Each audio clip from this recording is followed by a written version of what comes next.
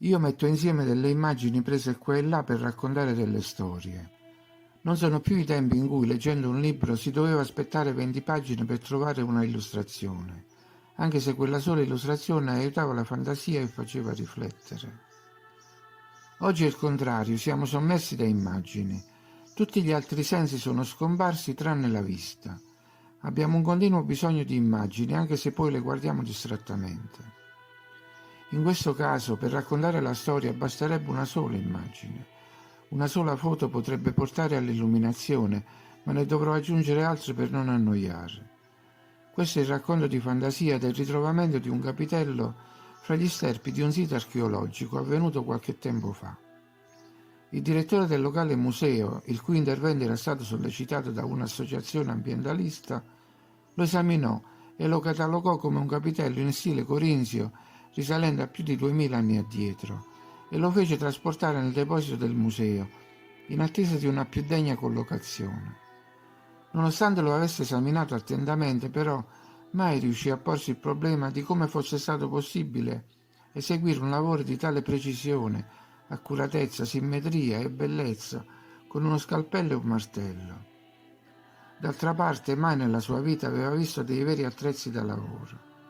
Ne aveva letto l'esistenza sui libri universitari, dove aveva assimilato una cronologia già consolidata, con un passato dove potevano esserci solo martelli e scalpelli, e persone dotate di incredibili abilità nella lavorazione della pietra.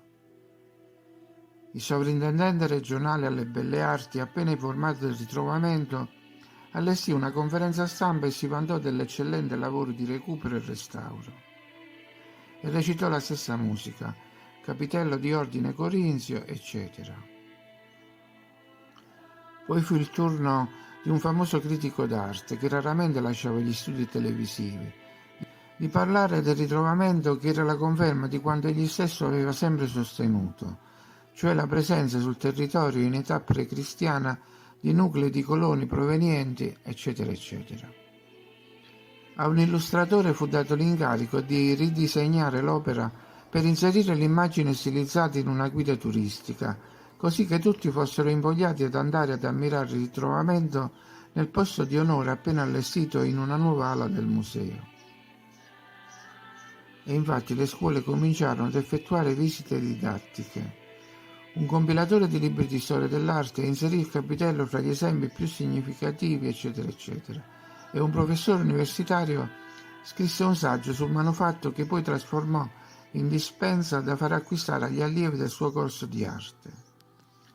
L'Ufficio dei Beni Culturali si preoccupò di inserire il reperto nella lista di oggetti da salvaguardare, essendo ormai parte del patrimonio culturale nazionale. Fra i compiti dell'ente, infatti, c'è anche quello di suscitare la consapevolezza della comune identità culturale.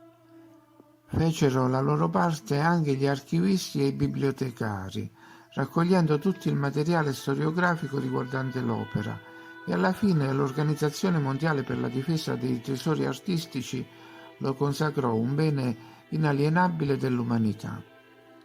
Naturalmente, durante tutto il percorso, nessuno degli addetti ai lavori, migliaia di persone, ebbe mai il sospetto che quel capitello non avrebbe mai potuto essere stato realizzato a mano con attrezzi rudimentali. E se anche qualcuno avesse sospettato qualcosa, come avrebbe mai osato mettere in dubbio tanti pareri autorevoli?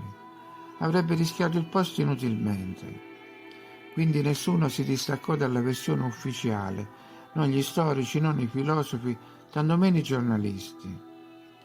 E nessuno è ancora riuscito a scoprire il significato di una piccola incisione alla base del capitello. Si tratta di alcuni simboli, simili a caratteri runici, di difficile decifrazione, secondo gli studiosi. Approssimativamente, però, la si potrebbe rendere così in inglese.